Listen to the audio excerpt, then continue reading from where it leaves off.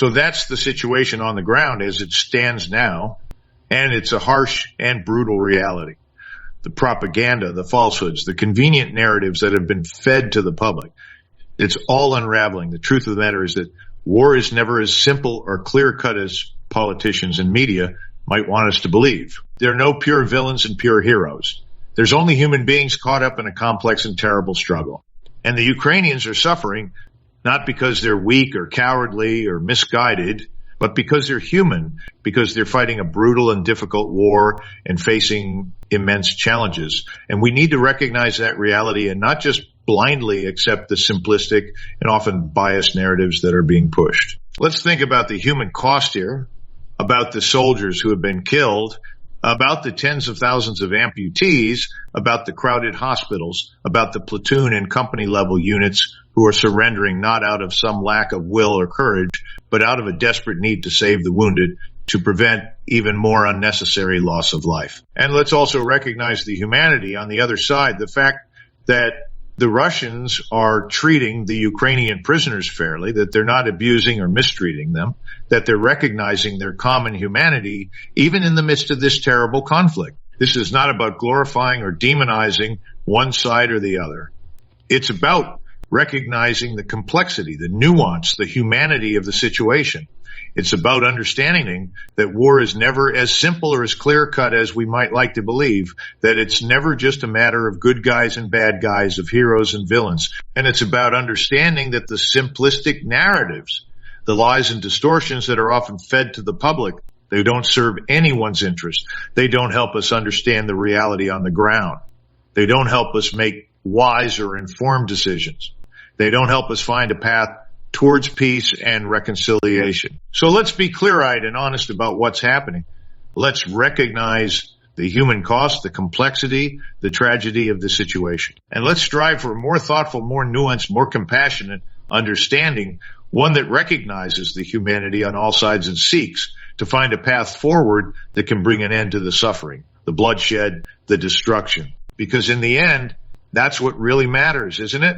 Not the propaganda, not the political agendas, not the convenient narratives, but the human beings caught up in this terrible struggle, the lives lost, the wounds inflicted, the families torn apart.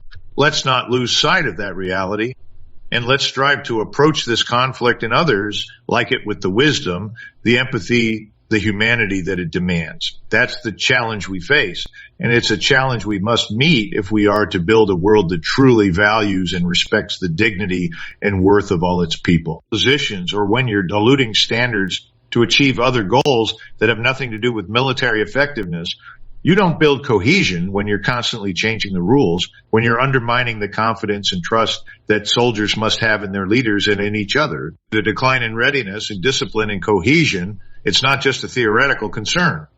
It has real, tangible, potentially catastrophic consequences. It undermines the ability to fight effectively, to respond to threats, to protect and advance our interests. And what's happening in Ukraine, the situation we're facing there, it's a stark and urgent reminder of what's at stake. We're seeing a Ukrainian army that's melting away, that's being swept away, despite all the money and resources that have been poured into it. We're seeing a Russian force that's prepared. That's disciplined, that's cohesive, that's ready to fight, and that's making steady and relentless progress. And we're seeing a Western response that seems blind to the reality on the ground. That's stuck in denial and propaganda and wishful thinking. That's unwilling to face the truth and do what's necessary to end the killing, to find a way to peace, to protect our interests without stumbling into a conflict that we're not prepared to fight. President Putin and his advisors have been careful, have been measured, have been strategic in their approach.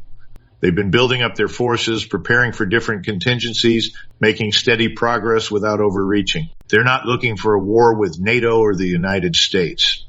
They're looking to protect their interests, to assert their influence, to achieve their objectives without triggering a wider conflict. But if we continue down the path we're on, if we continue to deny the reality, to push forward without a clear understanding of what's happening, without a clear strategy, without a clear sense of what we're trying to achieve and how we're going to achieve it, we risk stumbling into a conflict that we're not prepared for, that we don't understand, that we can't win.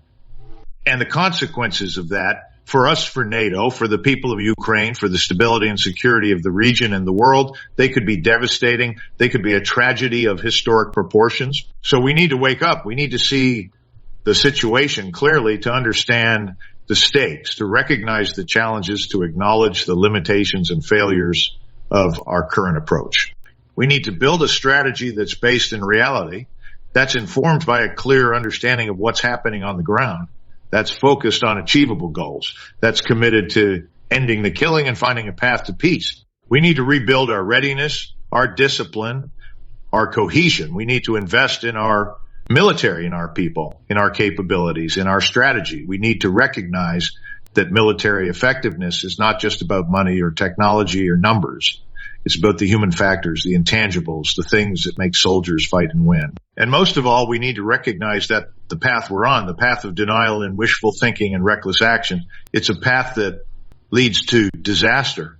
It's a path that we must abandon, that we must change before it's too late. Because the stakes are too high, the risks are too great, and the consequences of failure are too dire to ignore.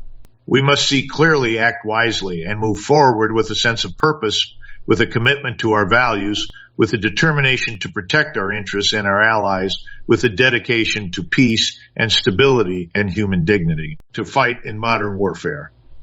Now look at our situation today. Are we ready to face a modern, disciplined, highly trained and equipped army? Do we have the morale, the discipline, the leadership, the understanding of what it takes to fight and win in that kind of conflict? I'm afraid that the answer is no. And the reasons are all around us in the cracks and fissures that are already visible, in the confusion and demoralization, in the loss of a sense of what's right, of what works, of what it takes to fight and win.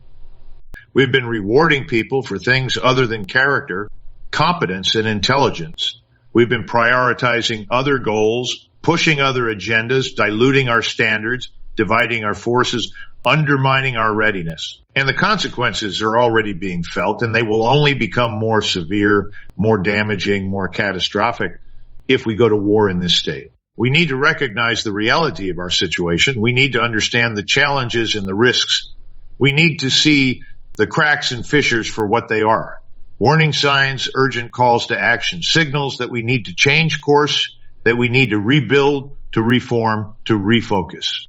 We can't simply rely on our past glories, on our past successes, on our reputation as the greatest military in the world. We can't simply assume that we're ready, that we're invincible, that we're unbeatable. We can't simply ignore the signs, the evidence, the clear indications that we're not ready, that we're not prepared, that we're not equipped to fight and win against a truly modern enemy. We need to learn from history, from the lessons of the Franco-Prussian War, from the mistakes and failures of others. We need to learn from our own experiences, from our own struggles and shortcomings. We need to learn from the reality on the ground, from the truth of what's happening, of what's working and what's not. We need to rebuild our morale, our discipline, our leadership. We need to reward character, competence, and intelligence. We need to prioritize readiness, effectiveness, military excellence. We need to put aside other agendas, other distractions, other divisions. We need to focus on what it takes to fight and win, on what it takes to protect and defend, on what it takes to lead and succeed in the most challenging and demanding of circumstances.